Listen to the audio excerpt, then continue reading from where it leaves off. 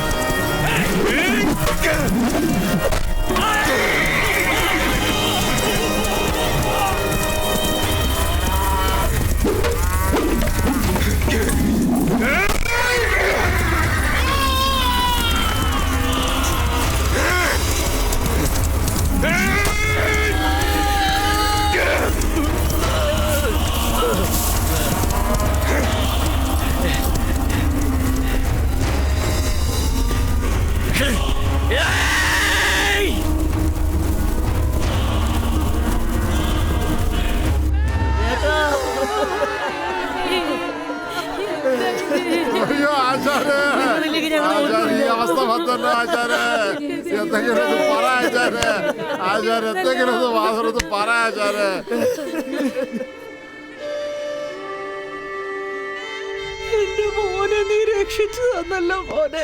നിനക്ക് ദൈവാനുഗ്രഹം ഉണ്ടോ? ആ കോട്ടയ്ക്കകത്തുനിന്ന് ഇതുവരെ ആരും ജീവനോടെ പുറത്തു വന്നിട്ടില്ല. കാര്യങ്ങൾ അറിയാതെ നിന്നെ പറ്റി മോശമായിട്ട് പറഞ്ഞല്ലോടാ ഞാൻ. എന്നോട് ക്ഷമിക്കുക.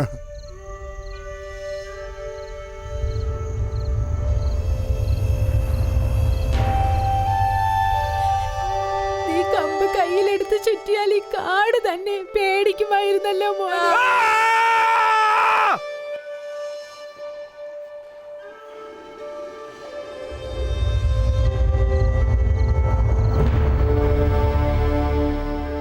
പിടിപെട്ടതോ രക്ഷപ്പെട്ടതോ അല്ല വലുത്. അന്ന് കാവൽക്കാര് പുറകെ വന്നപ്പോ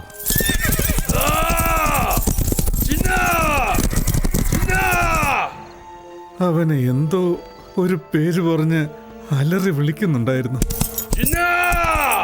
ഞങ്ങളുടെ പുറകെ വന്ന ആ കാവൽക്കാരന്റെ മുഖത്ത് ഒരു പക, വൈരാഗ്യം. അവൻ എന്തോന്നും മറയ്ക്കുന്നുണ്ട്.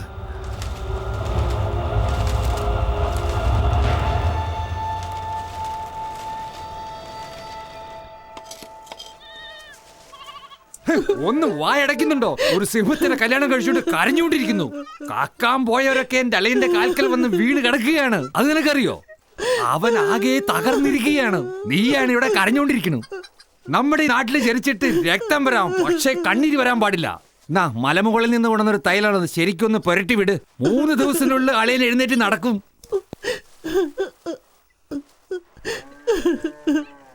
അല്ല അളിയ, നീ ഒരു രോഗിയൊന്നുമല്ലോ, സുഖമാണെന്ന് ചോദിക്കാൻ വേണ്ടിട്ട്. നിങ്ങളുടെ വീട്ടിൽ പെണ്ണ് ചോദിക്കാനാണ് ഞാൻ വന്നേക്കണത്. നിന്റെ പെങ്ങളെ എന്റെ അനിയന് കെട്ടിച്ചു കൊടുക്ക്.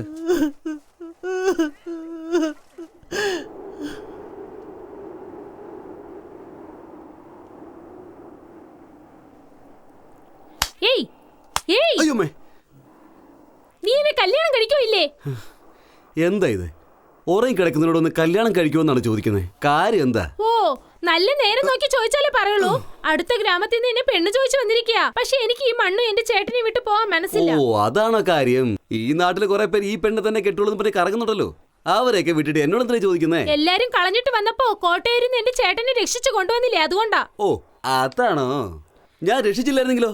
എടാ മന്ദബുദ്ധി, നിനക്ക് ബുദ്ധി ഇല്ലാത്തതാണോ അതോ നീ ബുദ്ധി ഇല്ലാത്തതുപോലെ അഭിനയിക്കുന്നതാണോ? എനിക്ക് നിന്നെ ഇഷ്ടമായതുകൊണ്ട് ചോദിച്ചതാ. എനിക്കും നിന്നെ ഇഷ്ടമൊക്കെ തന്നെയാ, പക്ഷെ കെട്ടാൻ പറ്റില്ല. ഡാ നിക്കടാ അവിടെ, നിക്കടാ. എടാ നിക്കാനല്ലേ പറഞ്ഞത്? നിൽക്കവിടെ. അഴിച്ചിട്ട പശുവിനെ പോലെ ചുറ്റുന്നുണ്ടല്ലോ. എവന്റെ കൂടെയെങ്കിലും ഉറങ്ങി കാണുമെന്ന് വിചാരിക്കുന്നുണ്ടോ നീ? വിവരം കിടന്ന് വിളിച്ചു പറയാതെ. പിന്നെന്താ നിന്റെ പ്രശ്നം? കണ്ണിന് നല്ല നിറവുണ്ടല്ലോ, പിന്നെന്താ? അയ്യോ, പൊക്കം കുറവാണെന്ന് വിചാരിക്കാണോ? അതൊക്കെ ധൈര്യമായിട്ട് 10 കുട്ടികളെ പ്രസവിച്ച് നൽകും ഞാൻ. എന്താന്നുള്ള കാരണമൊന്നും ചോദിക്കണ്ട. നീ നിന്റെ നാട്ടുകാരെ തന്നെ കെട്ടിയാൽ മതി. നിന്റെ ചേട്ടന്റെ സ്ഥാനത്ത് നിന്ന് തന്നെ എല്ലാ കാര്യങ്ങളും ഞാൻ ചെയ്തുതരാം. പെൺപിള്ളേർ ഇറങ്ങി വന്ന് ചോദിച്ചാ നീയൊക്കെ മുട കാണിക്കും. ഈ ആണുങ്ങൾ എല്ലാരും ഇങ്ങനെ തന്നെയാണ്. അവസാനമായിട്ട് ചോദിക്കാം, നീ എന്നെ കല്യാണം കഴിക്കുമില്ലേ? എനിക്ക് പറ്റില്ല. നിന്നെ കിട്ടാനുള്ള യോഗ്യത എനിക്കില്ല.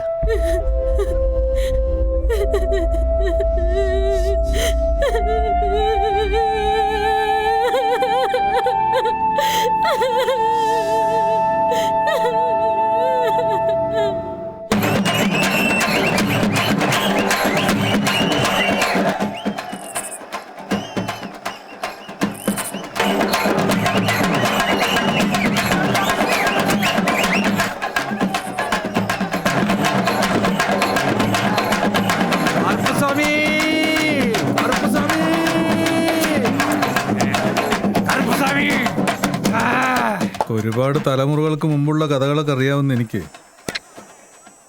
ഒരേ ഒരു കഥ മാത്രമാണ് പിടികിട്ടാതെ കിടക്കുന്നത്. അതെന്താ ചേട്ടാ? നിന്റെ കാര്യം തന്നെയാ പറഞ്ഞത്. നിന്റെ കഥ എന്താണ്, നിന്റെ പേരെന്ത്, നിന്റെ തന്തയും തള്ളി ആരൊക്കെയാണ്, നിന്റെ കുലം ഏതാണ്?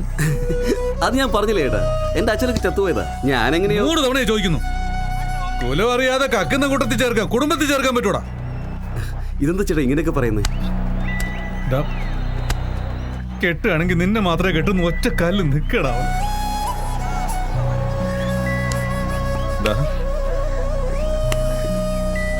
കല്യാണം എന്നത്തേക്ക് നടത്താം? നമ്മുടെ കറുപ്പന്റെ സന്നിധി വെച്ച് എല്ലാരും വിളിച്ചു കൂട്ടി നന്നായിട്ട് നടത്താം. പോ ചേട്ടാ. എന്താടാ, നിനക്ക് ഇഷ്ടമില്ലാത്തോണ്ടാണോ? അതുകൊണ്ടൊന്നുമല്ല ചേട്ടാ. അവള് നല്ല കുട്ടിയാടാ. അതിനെപ്പറ്റി സംസാരിക്കണേടാ, വിട് എന്ന് പറഞ്ഞാൽ എങ്ങനെയാടാ? ആശാൻ പറഞ്ഞപ്പോഴേ ഞാനൊന്ന് കേൾക്കണ്ടായിരുന്നു. ഞാൻ നിന്നെ വിശ്വസിച്ചില്ലടാ. എല്ലാരും പറഞ്ഞിട്ട് ഞാൻ നിന്നെ വിശ്വസിച്ചില്ലേ? ആ കാവൽക്കാരൻ നിന്നെ ചിന്നാന്ന് വിളിച്ചില്ലേ? അപ്പൊ ഞാൻ ചോദിക്കണ്ടായിരുന്നു. എന്തുകൊണ്ടാ ചോദിക്കാത്ത? എന്നെ തോളത്തിട്ട് കൊണ്ടുവന്നില്ലടാ. എന്റെ വീട്ടിനകത്ത് നിന്നെ കയറ്റിയില്ലേ? എന്തുകൊണ്ടാ? പോടാ. വേണ്ട, വേണ്ടത്ര പറയുന്ന കേട്ടില്ലേ? എന്താടാ വേണ്ടത്? കാര്യം എന്താടാ? പറയേ. എന്റെ കല്യാണം കഴിഞ്ഞതാ ചേട്ടാ. എന്റെ കല്യാണം കഴിഞ്ഞതാ. ഞാൻ കല്യാണം കഴിഞ്ഞ ഒരാളാണ്.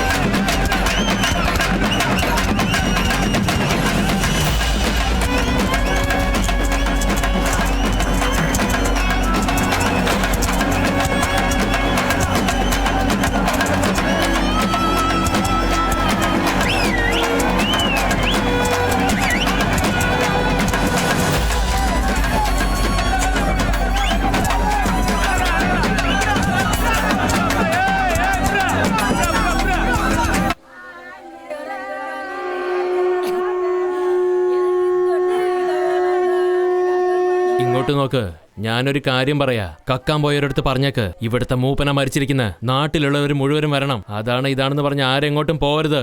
എല്ലാവരോടും പോയി പറഞ്ഞേക്ക്.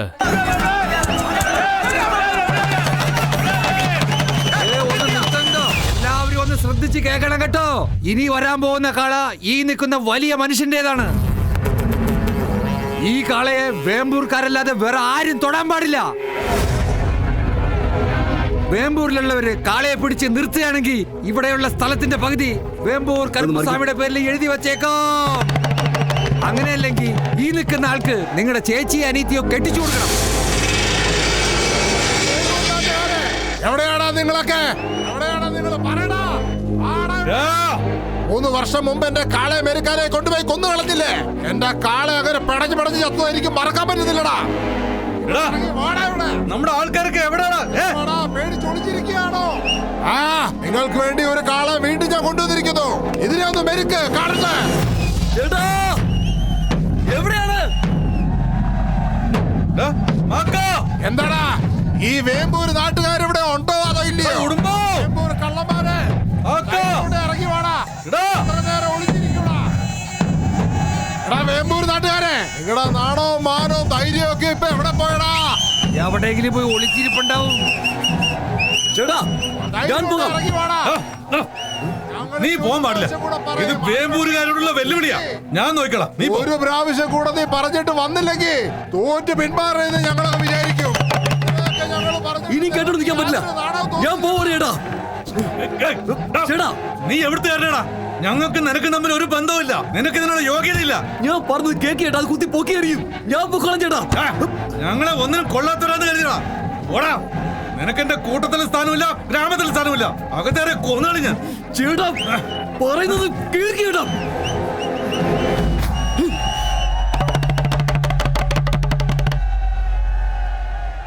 എന്താ വേമ്പൂരിന്ന് ഒരാൾ മാത്രമേ ഉള്ളോ? എന്താ മക്കളെ തനിച്ച് വന്നേ? ആടിനെ പൊക്കിക്കൊണ്ട് ഓടാനല്ല, ഇത് കാളെ മെരുക്കുന്ന ജോലിയാ. ജീവൻ പോകൂടാ, ഓടിപ്പോക്കോ. ആദ്യം കാളെ അഴിച്ചു വിടോ. ഇവിടെ തന്നെ അതിനെ മലർത്തി അടിച്ച അതിന്റെ കൊമ്പൂരി എടുക്കും ഞാൻ. എടാ മക്കളെ, എന്റെ കാളയുടെ കൊമ്പൊന്നും പറിക്കണ്ട, മതി. പാചകം അടിക്കാണ്ട് വേഗം അഴിച്ചു വിടറോ. തനിക്കെല്ലാം ഉണ്ടോ നോക്ക്. അഴിച്ചു വിടറാ. അഴിച്ചു വിടറാ നമ്മുടെ കാളെ.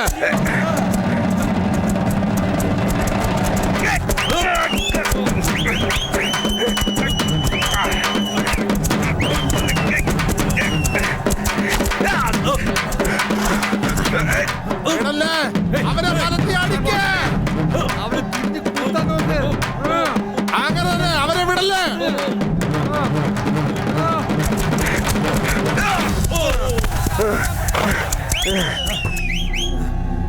അടിച്ച് മെതിക്കടാ.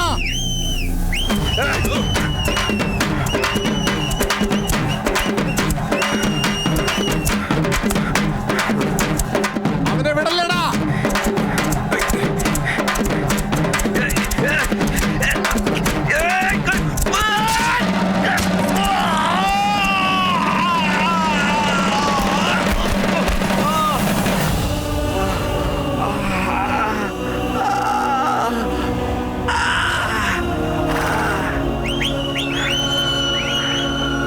നാട്ടുകാരുടെ അഹങ്കാരം ഇവിടെ നിലമുത്തിയടാ.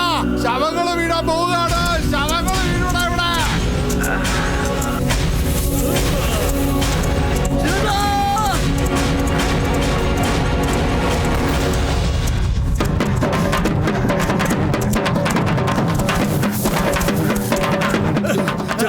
ചേട്ടാ മുറി ഒന്ന് കെട്ടിവെക്കേ. ആ കാലയുടെ കാര്യം ഞാൻ നോക്കിക്കോളാം. നീ പോകരുത്. എന്താ ചേട്ടാ ഇത്? നീ വേമ്പൂരുകാരനല്ല. ഞങ്ങളുടെ മാനം പോകും. നീ പോകരുത്. നാട്ടുകാരനെ വലിച്ച് പുറത്തിറക്കണ.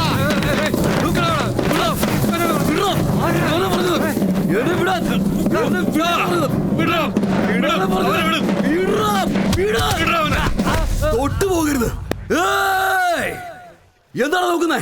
ആരാ പുറനാട്ടുകാരൻ? ഞാനും വേമ്പൂരുകാരനാണ്. വേമ്പൂരുകാരൻ.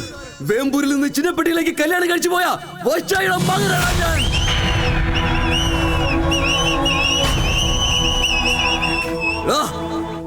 ഞാനും ഈ വേമ്പൂരിന്റെ രക്തം തന്നെയാടാ. ഈ മണ്ണിന്റെ മാനം ഞാൻ സംരക്ഷിക്കും.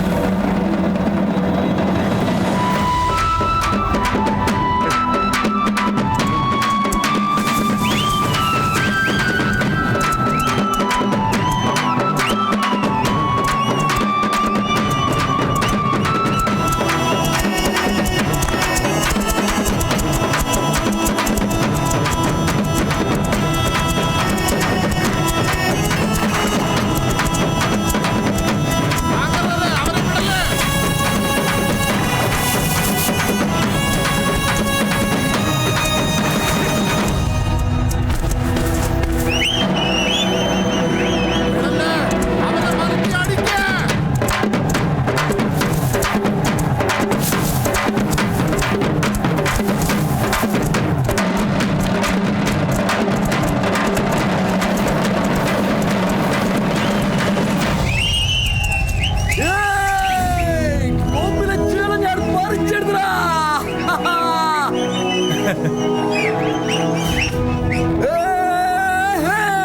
വേമ്പൂരുകാരൻ തോൽക്കില്ലടാ.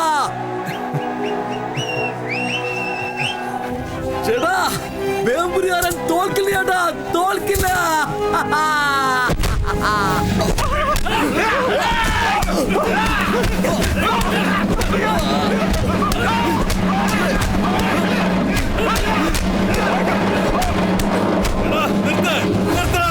എന്തിനാണ് അവൻ അടിക്കുന്നത്?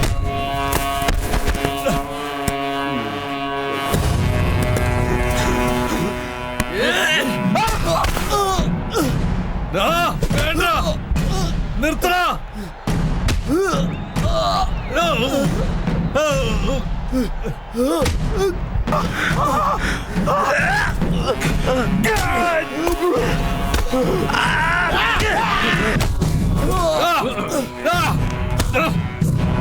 എന്തിനാണ് അടിക്കുന്നത്? കളവ് മുതൽ ഞങ്ങൾ തിരിച്ചാണ് എടുത്തോട്ട് പോ. കളവ് മുതലോ? ഇവൻ ആരാണെന്ന് നിനക്ക് അറിയോടാ? ചിന്നവേളിപ്പെട്ടിന്റെ ബലിയാളാ ഇവൻ.